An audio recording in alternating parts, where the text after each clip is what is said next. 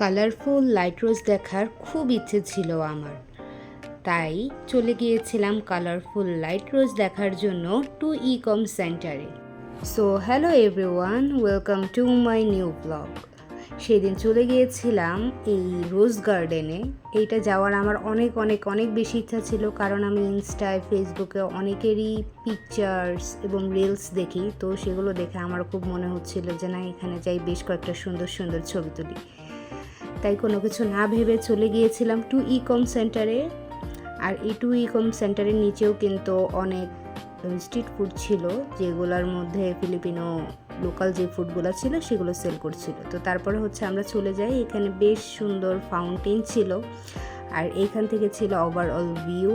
তখন ছিল প্রায় সানসেটের টাইম বলা যায়, আমরা যেহেতু প্রায় সন্ধ্যার সময় হয়ে গিয়েছিল যেতে যেতে। আর এটার মূল আকর্ষণ হচ্ছে রাতের বেলায়, কারণ দিনের বেলায় যেহেতু এই লাইটগুলো জ্বলে না, রাতের বেলায় জ্বলে, তাই আসলে রাতের বেলায় এটার সিনারিও দেখতে কিন্তু অন্যরকম সুন্দর লাগে।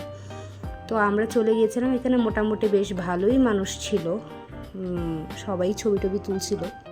ওখানে যাওয়ার পরে এত বেশি ঠান্ডা লাগছিল, বাতাস ছিল অনেক বেশি, আর ওয়েদারটা আসলে সুন্দর ছিল।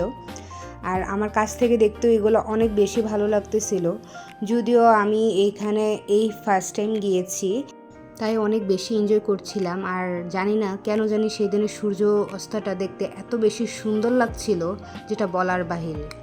তো তারপরে এখানে আমি কিছু ক্লিপস নিচ্ছিলাম, আর আমার পিছনেই এই রোজ গার্ডেন। আস্তে আস্তে দেখলাম যত অন্ধকার হয়ে যাচ্ছে বা সময় যত বাড়ছে, ততই বেশি মানুষ আসা শুরু করেছে, কারণ এটা সৌন্দর্য যেহেতু রাতে। তো অলরেডি সন্ধ্যা হবার আগেই এখানে লাইটগুলো জ্বালিয়ে দিয়েছিল, তো তখনই কিন্তু দেখতে অনেক বেশি সুন্দর লাগছিল।